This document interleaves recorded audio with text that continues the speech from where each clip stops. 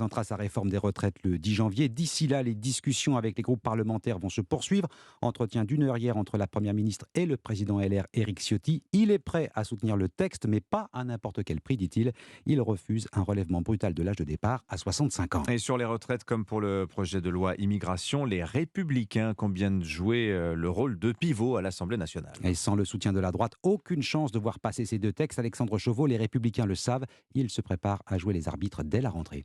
Oui, car le gouvernement ne pourra compter presque que sur la droite pour obtenir une majorité absolue, raison pour laquelle les deux textes présentés à la rentrée sont déterminants pour l'exécutif. Ils pourraient, en cas de non-vote, marquer l'échec de la majorité relative. Emmanuel Macron pensait pourtant qu'il n'aurait pas de mal à rallier les voix des Républicains sur des mesures longtemps défendues par LR, comme la réforme des retraites, ou sur un texte censé renforcer la lutte contre l'immigration.